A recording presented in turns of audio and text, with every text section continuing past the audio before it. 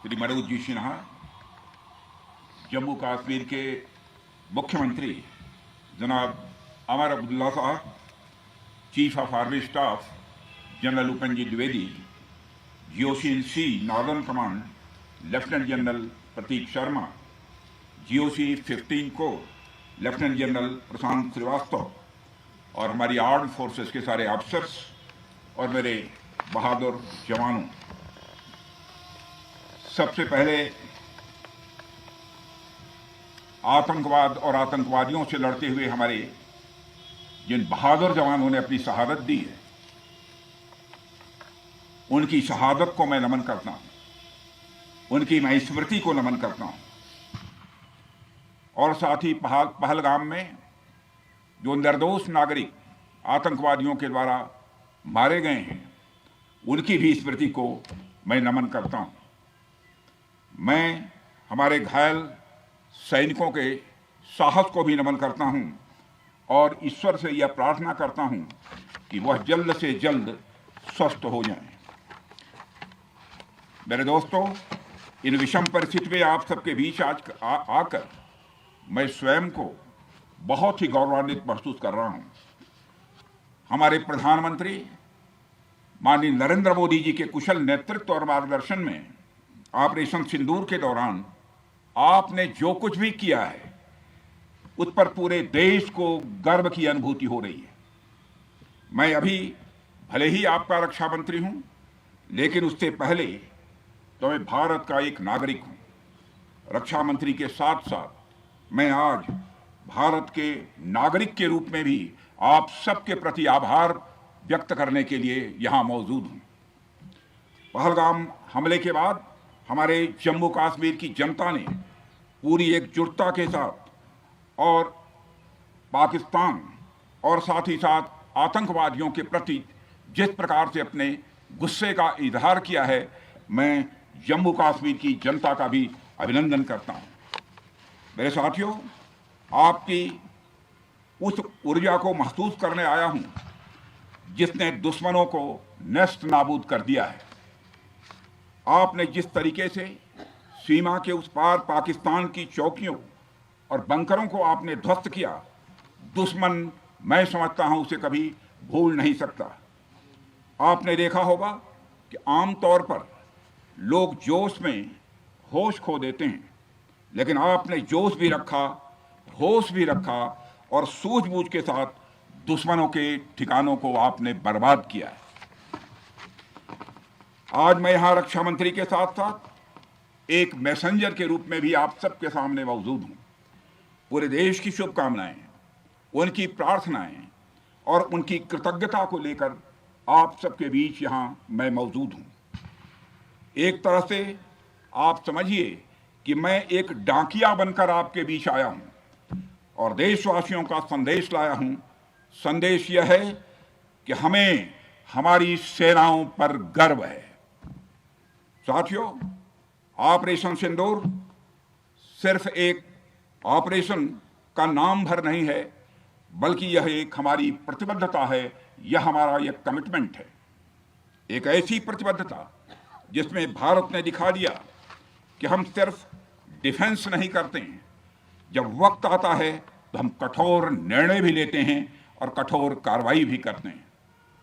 यह ऑपरेशन उस एक एक जवान की आंखों में देखा गया सपना था कि हर आतंकी ठिकाना, चाहे वह घाटियों में छुपा हो या बंकरों में दबा हो, हम वहां पहुंचेंगे और दुश्मन की छाती चीर कर हम उन आतंकी ठिकानों को खत्म करके ही हम वापस लौटेंगे। मेरे साथियों, ऑपरेशन सिंदूर आतंकवाद के खिलाफ भारत द्वारा चलाई गई अब तक के इतिहास की मैं मानता हूं यह सबसे बड़ी कार्रवाई है। 35-40 वर्षों से भारत सरहद पार से चलाए जा रही आतंकवाद का सामना कर रहा है। आज भारत ने पूरी दुनिया को यह साफ कर दिया है, यह स्पष्ट कर दिया है कि आतंकवाद के खिलाफ हम किसी भी हद तक जा सकते हैं। साथियों, आतंकवादियों ने पहलगाम में आतंकवादी घटना को अंजाम देकर भारत के मस्तक पर चोट पहुंचाने की कोशिश की है। भारत की सामाजिक एकता को तोड़ने का भी प्रयास किया गया है। उन्होंने भारत के माथे पर वार किया, हमने उनकी छाती पर वार किया है और छाती पर घाव किया है। पाकिस्तान के जख्मों का इलाज इसी बात में है कि वह भारत विरोधी और आतंकवादी संगठनों को पनाह देना बंद करे और अपनी जमीन का इस्तेमाल भारत के खिलाफ किसी भी सूरत में न होने दे। साथियों, आपको याद होगा कि लगभग 21 साल पहले स्वर्गीय अटल बिहारी वाजपेयी जी के सामने इसी पाकिस्तान ने इस्लामाबाद में डिक्लेरेशन किया था कि अब उनकी धरती से आतंकवाद एक्सपोर्ट नहीं किया जाएगा। मगर पाकिस्तान ने भारत को धोखा दिया है, पाकिस्तान ने भारत को छला है और आज भी वह धोखा दे रहा है।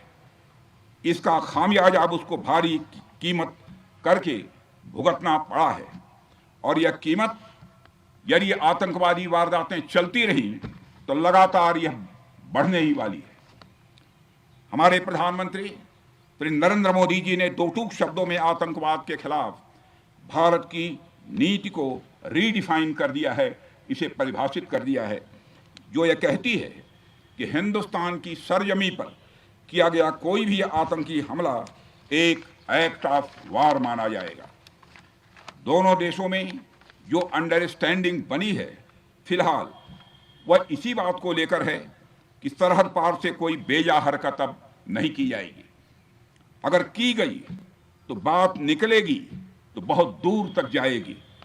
साथ ही हमारे प्रधानमंत्री ने यह भी साफ कर दिया है, आतंक और बातचीत कदापि एक साथ नहीं चलेंगे और अगर बात होगी तो आतंकवाद पर होगी और पाक ऑक्युपाइड कश्मीर पर ही होगी। साथियों, ऑपरेशन सिंदूर की कामयाबी ने पाकिस्तान में छिपे आतंकी संगठनों और उनके आकाओं को भी यह साफ बता दिया है कि वे कहीं भी अपने आप को महफूज और सुरक्षित न समझें। अब वे हमारे बहादुर भारतीय सेनाओं के निशाने पर हैं। दुनिया जानती है हमारी सेनाओं का निशाना अचूक है और वो जब वो निशाना लगाते हैं तो गिनती करने का काम वह दुश्मनों पर छोड़ देते हैं। साथियों, आज आतंकवाद के खिलाफ भारत की प्रतिज्ञा कितनी कठोर है इसका पता इसी बात से चलता है कि हमने उनके न्यूक्लियर ब्लैकमेल की भी परवाह नहीं की है। पूरी दुनिया ने देखा है कि कैसे गैर जिम्मेदाराना तरीके से पाकिस्तान द्वारा भारत को अनेक बार एटमी धमकियां दी गई हैं। आज श्रीनगर की धरती से मैं पूरी दुनिया के सामने यह सवाल उठाना चाहता हूं कि क्या ऐसे गैर जिम्मेदार और रोग नेशन के हाथों में परमाणु हथियार सुरक्षित हैं? मैं दुनिया के सामने यह सवाल खड़ा करना चाहता हूं। मैं मानता हूं कि पाकिस्तान के एटमी हथियारों को IAEA international atomic energy agency की निगरानी में लिया जाना चाहिए। मैं ये कहना चाहूँगा और साफ तौर पर कहना चाहूँगा। साथियों, हमारी सेनाओं हमारी सीमाओं पर अपनी मातृभूमि की रक्षा के लिए जिस तरह से आप सभी बिना रुके बिना थके दिन रात लगे रहते हैं वह अपने आप में अद्भुत है और अद्वितीय भी है। आपकी यही बातें हम सब भारतीयों के लिए मार्गदर्शक का कार्य करती हैं। यही कारण है कि मैं हमेशा आपसे मिलने के लिए उत्साहित रहता हूं ताकि आपके अंदर की ऊर्जा से हम सब भी कुछ प्रेरणा ले सकें। साथियों, आतंकियों ने पहलगाम में धर्म पूछकर हमारे निर्दोष लोगों को मारा। उसके बाद आपने जो जवाब दिया उसे पूरी दुनिया ने देखा है। उन्होंने यह नहीं सोचा कि आम नागरिकों ने उनका क्या बिगाड़ा है, उन्होंने ऐसा क्या किया है कि उन्हें मार दिया जाए। पर मैं यह कहना चाहूंगा, आतंकियों ने भारतीयों को धर्म पूछकर देखकर मारा, धर्म पूछकर मारा, तो हमने आतंकियों को उनका कर्म देखकर मारा है। उन्होंने धर्म देखकर बेगुनाहों की जान ली, यह पाकिस्तान का कर्म था। हमने कर्म देखकर उनका खात्मा किया, यह हमारा भारतीय धर्म है। एक रक्षा मंत्री के रूप में मुझे आप सबको बेहद नजदीक से वर्षों से जानने का और समझने का अवसर मिला है। मैं आपके साहस और पराक्रम को तो जानता ही हूं, साथ ही साथ पहलगाम जैसी घटना के प्रति आपके गुस्से को भी मैं अच्छी तरह जानता हूं। साथियों, मुझे पता है कि पहलगाम के बाद आपके अंदर गुस्सा था, पूरे देश के अंदर गुस्सा था। मुझे पता है कैसा महसूस होता है जब धमनियों में बह रहा रक्त बेकाबू होने लगे, और मुझे इस बात की खुशी भी है कि आपने अपने गुस्से को सही दिशा देते हुए बड़ी बहादुरी और सूझबूझ के साथ पहलगाम का बदला लिया है। रही बात पाकिस्तान की, तो उसकी बात ही क्या करूं आपसे। वह देश तो मांगते मांगते अपनी जहालत से एक ऐसी हालात में आ गया है कि उसके बारे में यह भी कहा जा सकता है कि पाकिस्तान जहां भी खड़ा होता है वहीं से मांगने वालों की लाइन प्रारंभ हो जाती है। अभी आपने सुना ही होगा कैसे वह फिर एक बार इंटरनेशनल मॉनेटरी फंड IMF के पास कर्ज मांगने गया। वहीं दूसरी तरफ हमारा देश है कि हम आज उन देशों की श्रेणी में आते हैं जो IMF को फंड देते हैं ताकि IMF गरीब देशों को कर्ज दे सके। ऐसी स्थिति में हमारा यह भारत है। रामचरितमानस में स्वामी तुलसीदास जी ने लिखा है, जहां सुमतितः संपत्ति नाना, जहां कुमतितः विपत्ति निदाना। यानी जहां सुमति होती है, अच्छी नीतियां होती हैं, वहां सुख और समृद्धि होती है, और जहां कुमति होती है, बुरी मति होती है, केवल दूसरों के हित की भावना होती है, वहां तरह तरह की विपत्तियां स्वाभाविक रूप से आती ही हैं। पाकिस्तान जिसका जीता जागता यह उदाहरण है। साथियों, भारत के बारे में पूरी दुनिया यह बात जानती है कि हमने हमेशा शांति को प्राथमिकता दी है। हम आमतौर पर युद्ध के समर्थक कभी नहीं रहे, लेकिन स्थितियां जब इतनी विकट हो जाएं, जब देश की संप्रभुता पर आक्रमण होने लगे, तो जवाब देना यह आवश्यक हो जाता है। राष्ट्र कवि रामधारी सिंह दिनकर जी की पंक्तियां आपके सामने रखना चाहूंगा। रुग्ण होना चाहता कोई नहीं, रुग्ण होना चाहता कोई नहीं, रोग लेकिन आ गया जब पास हो तिक्त औषधि, कड़वी औषधि।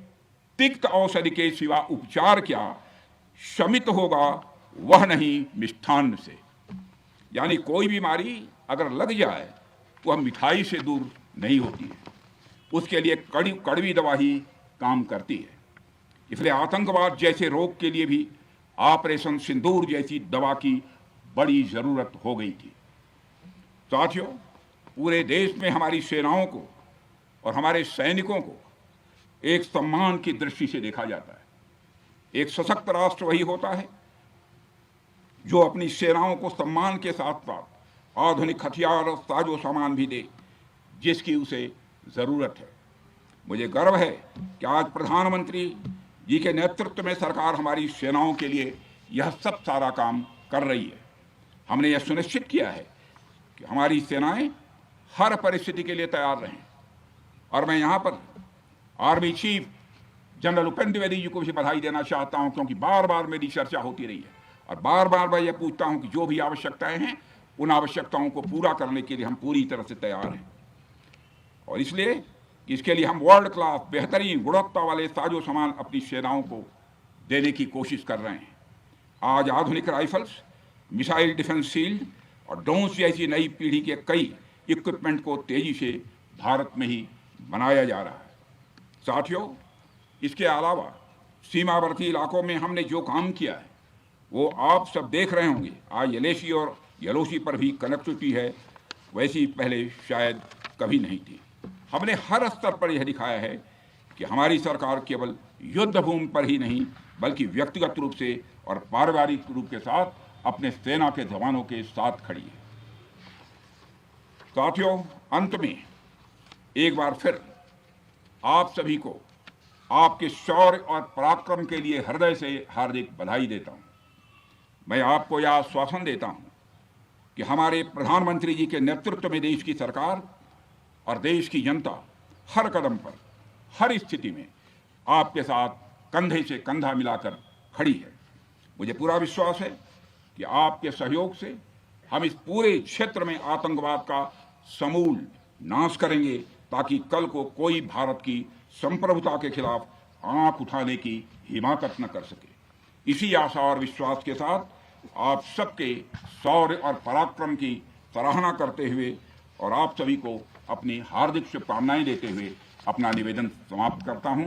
बोलिए जय हिंद, जय हिंद। यहाँ का घोष वाक्य क्या है? इस भारत माता की जय है। क्या बात है।